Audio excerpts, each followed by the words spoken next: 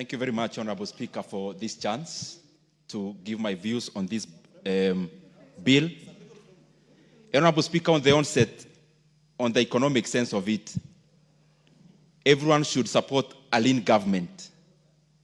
And a lean government is the one that is left to only adjudicate the services that touches on the people. And therefore, the government must always strive to cut off excess weight. When you carry more than you need, then it pulls you behind. And that is the reason why, ever since I have been a proponent of government not engaging in the business of doing business. Because what can be done by others, then the government should leave those other people to do, because they do it much more efficiently. Honorable Speaker, the other reason why government must never be too bulky and engaging in too many commercial ventures is because government of Kenya already owns 35% of all the businesses in Kenya indirectly, including the small company any member would be running in this house today. Because as corporate tax is 35%, it means the government of Kenya is actually in the board of your company all the time. And you actually give them a share of 35% of the profit you make. And it means, therefore, they own 35% of all the enterprises indirectly in terms of stakes and in terms of share of revenue, and especially net revenue. And therefore, Honorable Speaker, across the world, many governments continue to shed off whatever can be done by others, and especially in the private sector. But there is always a debate, internationally speaking, Honorable Speaker, because when you look, for example, an economy like the US, an economy like South Korea, they are private sector driven, meaning the government does not necessarily engage in too much commercial activity. But on the other side, when you look at a company like China, you see an economy where the government is dominant in direct ownership of stakes. And all those economies do well. And therefore, Mr. Speaker, it does not necessarily mean everyone is right and entirely right. It all depends on the circumstances, and it all depends on the scenario. Honorable Speaker, the reason why many companies and many governments arrive to the decision of selling many of the corporate entities, and especially the commercial ones they engage in, of course, it enhances efficiency, and of course, and especially when the reason of engaging in it is overtaken by events. Let me give what I mean. As we talk today about the government of Kenya, of us making it easy for offloading of stakes where government have direct shareholding.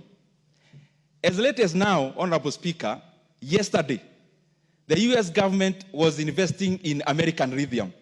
They actually invested in a stake of around 5%.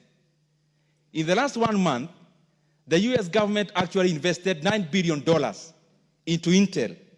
Intel, which was previously a private company. Why? Investments in commercial entities when it comes to the sovereign must be guided on strategic decisions. Why are you engaging in that reason? The reason why you find in Kenya the oldest banks in Kenya, they are national banks in terms of they were previously owned by the state. It was because of the barrier of entry. The barrier of entry of starting a bank back then could only be managed by the sovereign, which is the country, or which is the government. But also the confidence. There are areas, for example, in banking, around that time when it was a novelty, that no one could actually trust an individual person as an investor with their own money when they held ownership of the bank. And those are the reasons why we find, for example, National Bank, Kenya Commercial Bank, had to be started by government that time because of those reasons. But those reasons have been overtaken by events. And the reason why I say so, Honorable Speaker, there is a lot of inefficiency in government-controlled companies in sectors that are booming. Take, for example, Consolidated Bank. Consolidated Bank is over 98% owned by GOK in various forms. But if you look at a bank like Equity Bank is newer than Consolidated Bank. But Consolidated Bank is actually having now net capital as we talk now, when Equity Bank now have shareholders funds of over 300 billion Kenya shillings, which is core capital. And their profitability, again, are very diverse. So those strategic decisions back then could not hold today. The strategic decision of the US government investing in a chip-making company in aid of AI in the name of Intel is a today agenda, and therefore it is relevant. The reason for the US government investing in American lithium yesterday for a stake of 5% and also taking some of the risks out of where they are mining lithium, Honorable Speaker, is also based on the current global economy, strategic decision making. And therefore, we must always audit and find what is it that is making strategic sense, what is it that is not making strategic sense, so that we can float as much as possible to the private sector to do what they know best. Honorable Speaker, let me talk about how we should spend the money. The previous agenda was about Kenya Pipeline. And Honorable Speaker, my take would be this. For any company that goes through a listing, through an IPO, we must always reserve around 5 to 10% of the proceeds to invest back in other entities, and especially in alternative ways of offering the same service. What do I mean? As we offload any company, then you must take this money, create a venture capital, and invest in other current growth kind of institutions around the same sector. Green energy, and any other thing around power sector, for example, or energy sector. So that as you offload this, you are incubating some others. So that you don't get a time when you've already offloaded your entire portfolio.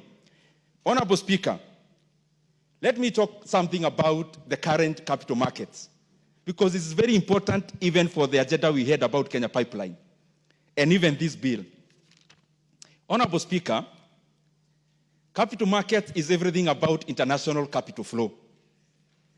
The US, for example, capital markets in equity side alone is double the size of the US GDP, because all the companies listed in the US, their valuation cumulatively is around 62 trillion US dollars.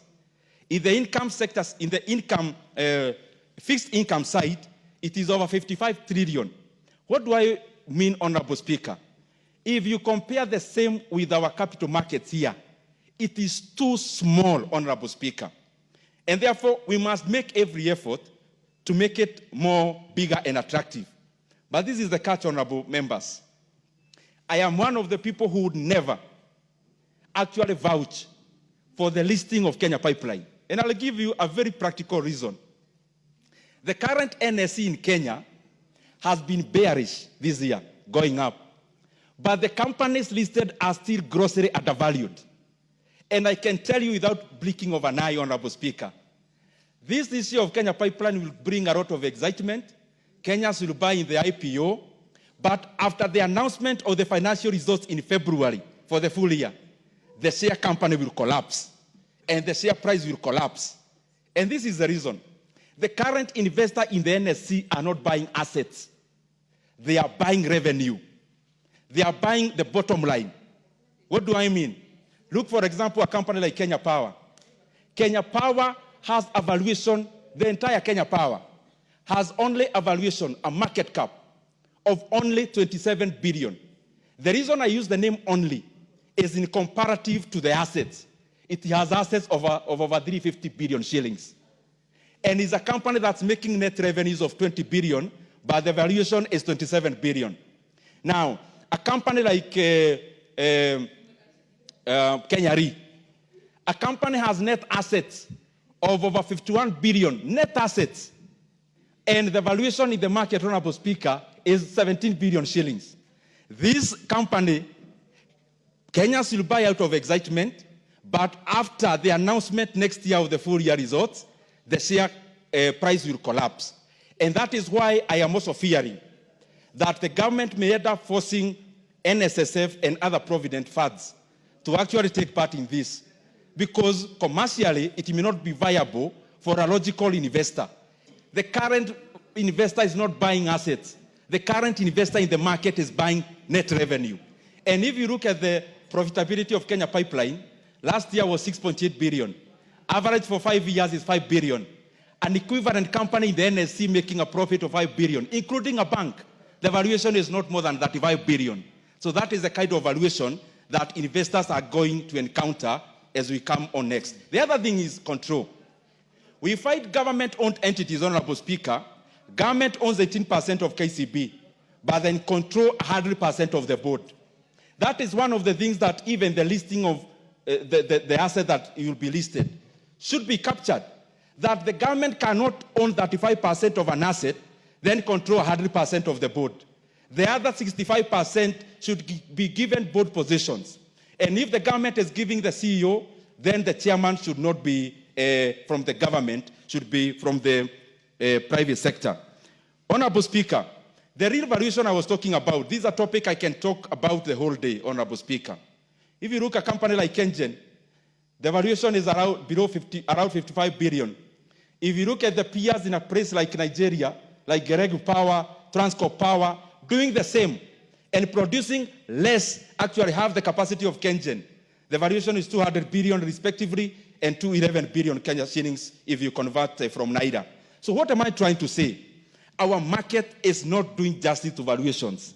And listing a company now may not suffice. Maybe a strategic investor. Unfortunately, strategic investor cannot work in an area like Kenya where we have a deficit in trust in government.